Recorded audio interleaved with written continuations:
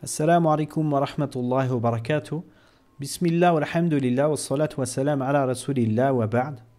On est toujours dans l'explication du livre d'Ibn Hajar, Bulugh al-Maram, le livre des généralités, le nouveau chapitre qu'on a commencé hier sur la mise en garde contre les mauvais comportements. Et l'auteur rahimallah nous dit dans le hadith du jour Wal ibn Majah min hadith Anas nahwu. Et d'après Ibn Majah, le hadith d'Anas qui est similaire. Donc ici l'auteur, il nous rappelle juste que Ibn Majah, qui est un des grands savants du hadith, qui a rapporté beaucoup de hadiths également, il a un livre qui est célèbre, parmi les livres les plus célèbres dans le hadith. Ceux qui sont connus en général, c'est le Sahih Bukhari et Sahih Muslim. Et il y a 4 autres livres qui s'appellent les Sunan, qui sont rapportés par Ibn Majah, Abu Daoud, Tirmidhi et Nasa'i. Rahimahumullah. Et beaucoup d'autres d'ailleurs, mais ici on parle uniquement de cela. Donc l'auteur nous dit qu'un hadith rapporté par Anas est similaire. Et il faut savoir que les savants du hadith ont beaucoup de raisons différentes pour lesquelles ils vont rapporter plusieurs hadiths qui sont liés les uns aux autres.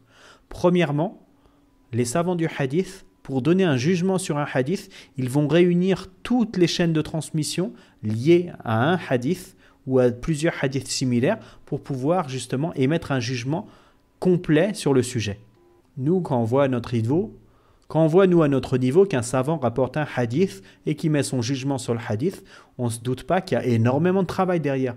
Ils ont récupéré toutes les chaînes de transmission, toutes les personnes qui ont rapporté le hadith. Ils ont regroupé tout cela, ils ont regardé toutes les personnes de la chaîne de transmission, qui est le plus authentique, qui est le moins authentique, est-ce que lui, il a vraiment rapporté de lui. Un lourd travail pour au final nous donner à nous la conclusion d'avoir un hadith et un jugement.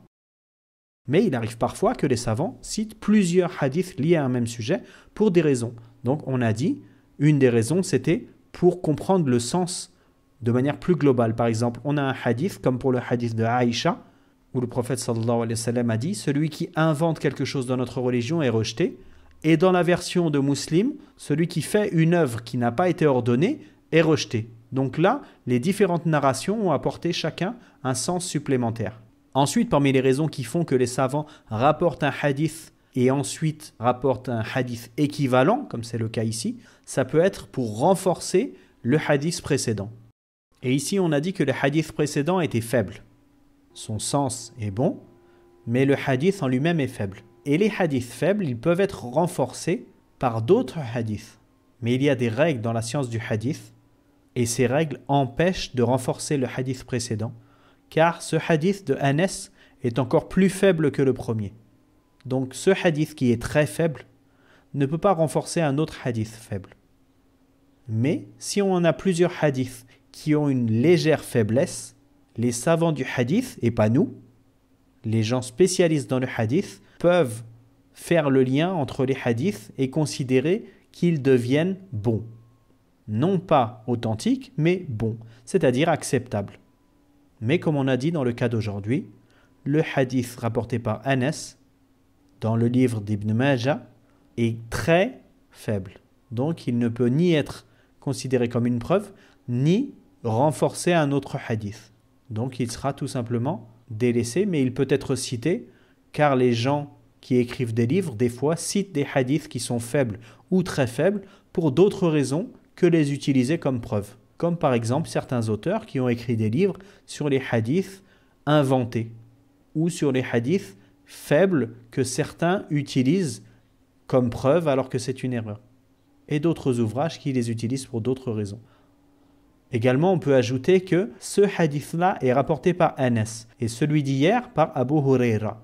Donc, ce sont 2 hadiths différents selon les règles de la science du hadith. Quand 2 compagnons rapportent un hadith, il n'est pas considéré comme un seul hadith, même si c'est exactement la même formulation. Mais ce sera 2 hadiths différents, avec 2 jugements différents. Donc le hadith de Abu Huraira était le sujet d'hier, et l'auteur qui rajoute ici une parole qui est liée au hadith de Anas, alors c'est un autre hadith. Et c'est pour ça que, si vous regardez les numérotations qui sont données dans les livres, quand on a un hadith qui est rapporté par un autre compagnon, comme c'est le cas ici, il y a un nouveau numéro de hadith. Donc le hadith de hier, par exemple, c'était le 1273 et aujourd'hui c'est le 1274. Et c'est d'ailleurs une des principales raisons qui font que quand on prend tel et tel livre, le numéro du hadith va être différent. Parce que certains vont considérer que ça, c'est un numéro supplémentaire et d'autres vont le lier au numéro précédent. Voilà, aujourd'hui, c'était juste une règle qui est liée à la science du hadith. Et demain, Inch'Allah, on revient avec un autre hadith rapporté par Abu Huraira radiallahu anhu, qui lui est tout à fait authentique puisqu'il a été rapporté dans le Sahih Bukhari et Muslim. Barakallahu fikum, subhanakallahumma wa bihamdik, ashhadu an la ilaha illa ant, astaghfiruka wa atubu ilayk.